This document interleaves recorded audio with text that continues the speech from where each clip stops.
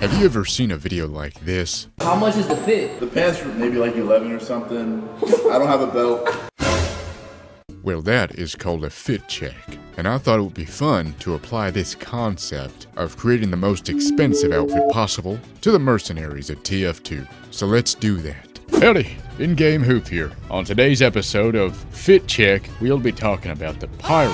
And wouldn't you know, I have the pyro standing right over here so we can get ourselves started. So before we can start looking at all the items that I found online at the most expensive prices that I could manage, we should probably start by first breaking down the pyro's outfit one by one so we know what we're going to be looking at. Now, the pyro is, I would say, very iconic. Not only are they mysterious, because they are one of the only TF2 mercs to cover their entire body and face so that we don't know their identity, but also they're a little bit crazy, and that makes for an interesting combination. But either way, let's take a look at the outfit that we will be recreating as closely as possible in the real world, the most money possible. Up first, we have, of course, the gas mask. Now, this is just a black gas mask. It's very rounded in its appearance. It has two large glass circular eye holes and ventilation and some sort of canister on the side. I don't know how gas masks work, but I'm assuming that has to do with some sort of function of the gas mask to protect them and their oxygen or whatever. However that works, someone probably will know in the comments and will happily give us further information. And thank you for doing that.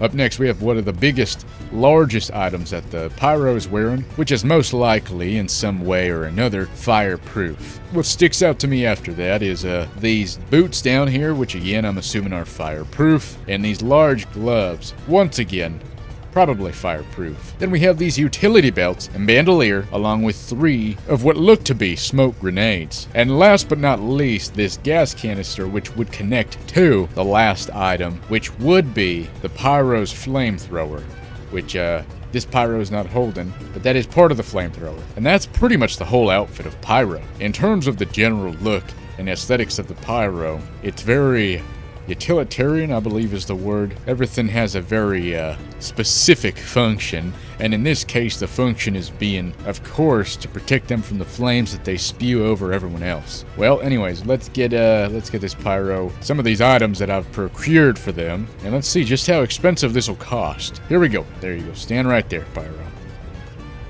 No. Oh, pyro's running. No, don't do that. Alright, so first up we have the gas mask.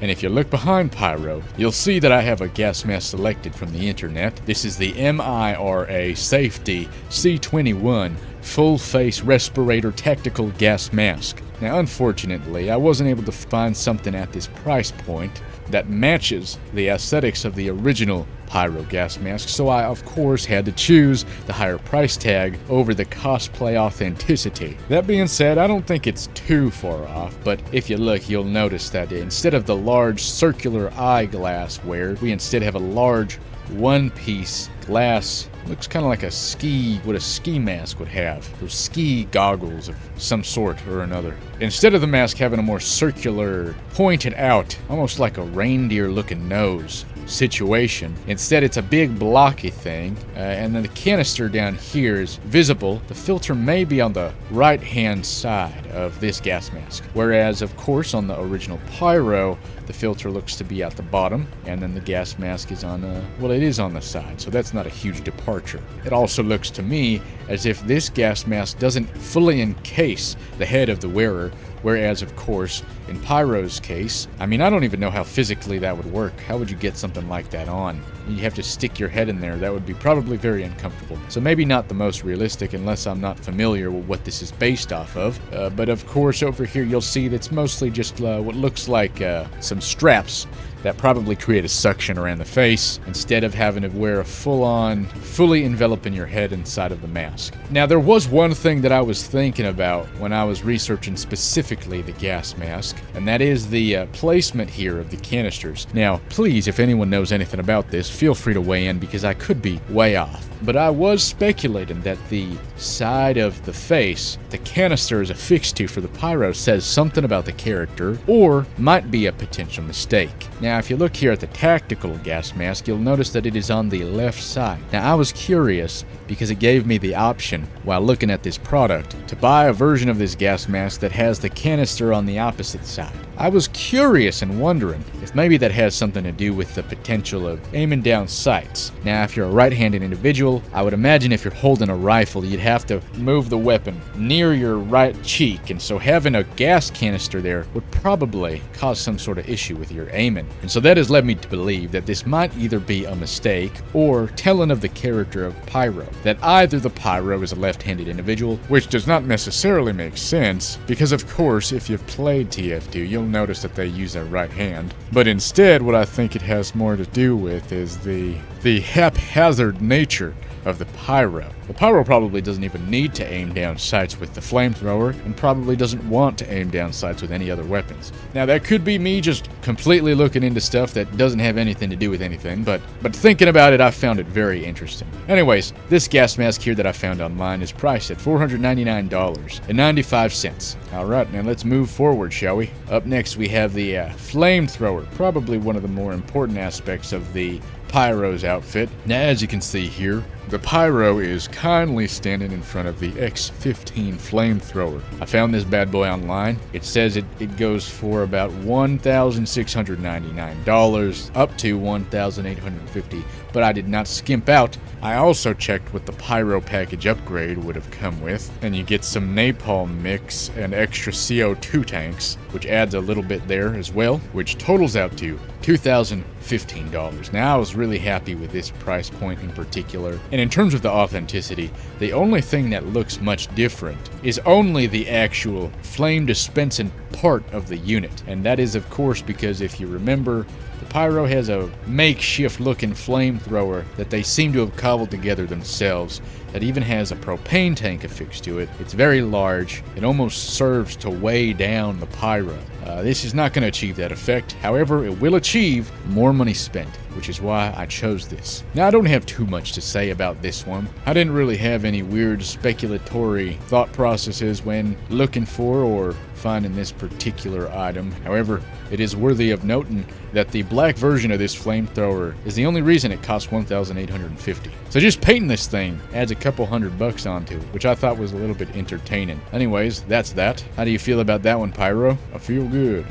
I feel real good. Up next, we have gloves here. Now, I did want to find some really expensive fireproof gloves. Unfortunately, most of these items aren't really going to be super accurate. And it's just because, ironically enough, fireproof gloves are very cheap. I don't understand why. These were the most expensive pair I could find. And I was able to find a pair for $816.85. Now, as you'll see here, they don't look particularly accurate or even somewhat similar to what the Pyro is wearing, but you know what?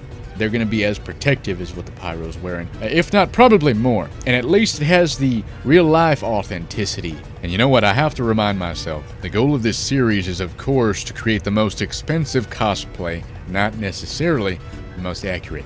Although, when I can find something more accurate within the same price range, I will, of course, spring for it. Alright, come here, Pyro. Let's go to the next one, shall we? Oh, wait, hold on, actually. Before we keep going, let me actually say something. I'd like to say that, in general, I think the gas mask is probably the most disappointing in terms of price point. I was hoping the flamethrower would be a bit more, but hey, we were able to get a couple $100 out of that as well. And the gloves, almost hitting $1,000, was a pleasant surprise. But it wasn't up until we got to the jumpsuit that I was greatly relieved with such a high price point. So if you look here, I was able to find the X60 Fire Entry Suit Extreme. Now this here is priced at $5,395.84. Now don't be confused, okay? We will be buying, of course, the whole suit. However, we will not be wearing the whole suit, only the pants and the shirt mostly. The oven looking mitts, I mean, maybe we could put them on the outside, although they look more like mitts without fingers. So the gloves we could do without as well, and of course we are not using that helmet. We are of course only using the gas mask. Now that is the authenticity that I will provide, but unfortunately, or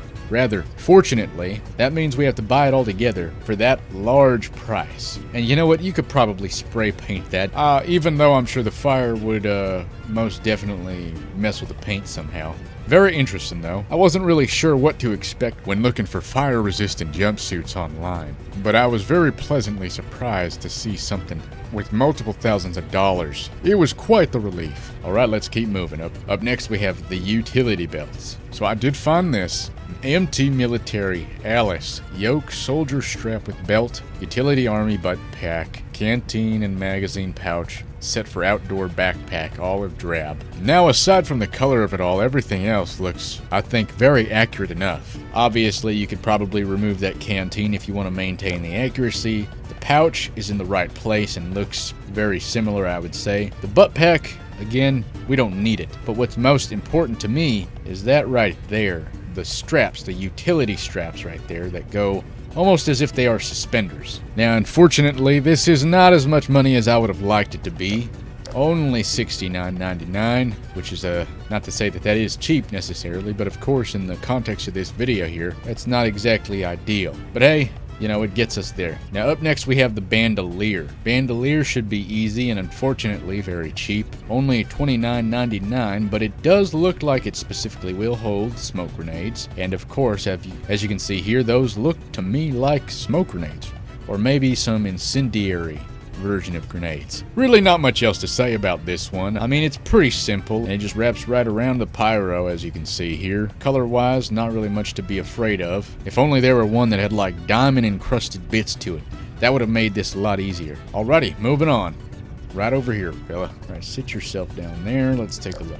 Up next, we have the boots. I was able to find this pair online, which I actually think don't depart too much from what we're seeing here. Hakes Fire Hero Extreme Firefighter boots for $528.99. Very awesome looking. They're perfect for our purposes here. Priced at $528.99. Unfortunately, the highest price I could find, which is ironic. But I did feel the need to actually look for fireproof garments. I didn't want to just get some boots that looked similar without being fireproof. Alright, and then the last thing we have here is just the smoke grenades. I was able to find these here. They are thermite incendiary grenades, and I thought because of their looks and also because of the nature of the pyro, it wouldn't be that far-fetched to assume that these are potentially incendiary. And they are priced at $81.99 each. For 3 grenades, that's $81.99 times 3, and that's how we're going to factor it into our total. Now, before we finally reveal the total cost of this cosplay here, I do want to say that it was very interesting.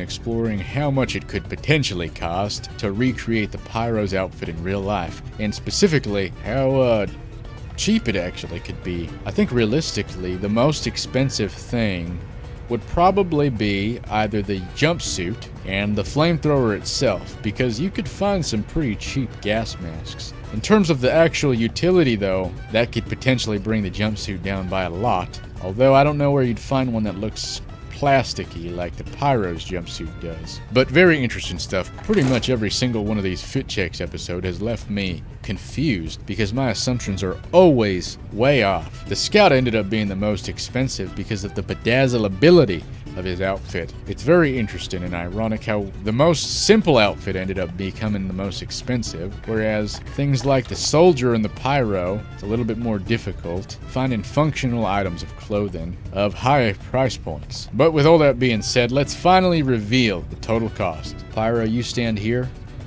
Nope, don't run away. Alright, Pyro, we're gonna give him a nice reveal. On the count of 3, we'll turn around, okay? 1, 2, and 3.